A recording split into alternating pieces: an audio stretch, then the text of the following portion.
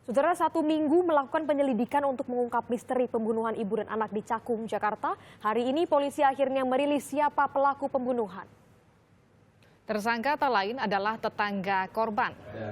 Pelaku ditangkap polisi di tempat kerjanya di wilayah Pulau Gadung, Jakarta Timur. Dari hasil pemeriksaan, awalnya tersangka berniat ingin mencuri di rumah korban. Sebelum melakukan aksinya, selama 2 hari tersangka sudah mengintai rumah korban. Penelitian terhadap penggambaran, kami cek kuku, kemudian kami swab tubuhnya, baja. Untuk mengetahui apa yang menjadi motif pelaku sehingga menghabisi nyawa ibu dan anak, lalu apakah betul pelaku kala itu menggunakan narkoba? Sudah ada rekan kami Akbar Prabowo di Polda Metro Jaya. Selamat petang Akbar, bagaimana sebenarnya polisi bisa mengungkap pelaku pembunuhan ibu dan anak di Cakung, Jakarta Timur ini? Akbar. Ya, selamat petang Liviana, Daniel dan juga saudara. Polisi telah berhasil mengungkap pelaku pembunuhan seorang ibu dan juga anak di kawasan Cakung, Jakarta Timur berdasarkan keterangan dari para saksi yang dihimpun dan juga olah TKP yang dilakukan oleh kepolisian.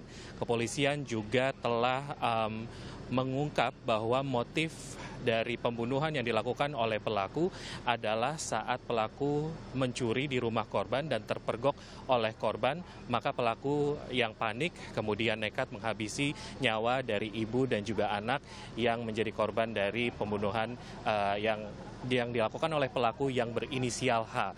Namun kepolisian membantah jika saat terjadi pembunuhan pelaku berada di bawah pengaruh obat-obatan terlarang atau narkoba. Berikut kami sampaikan pernyataan dari Direktur Reserse Kriminal Umum Kombes Polisi Krisnamurti. Sementara dia sendiri, dia sudah bercerita sendiri. Ya. Ini karena terpengaruh narkoba atau? Enggak. Udah, dia memang mau mencuri, dia nggak punya uang, itu keterangan dia. Untuk beli narkoba gitu Pak?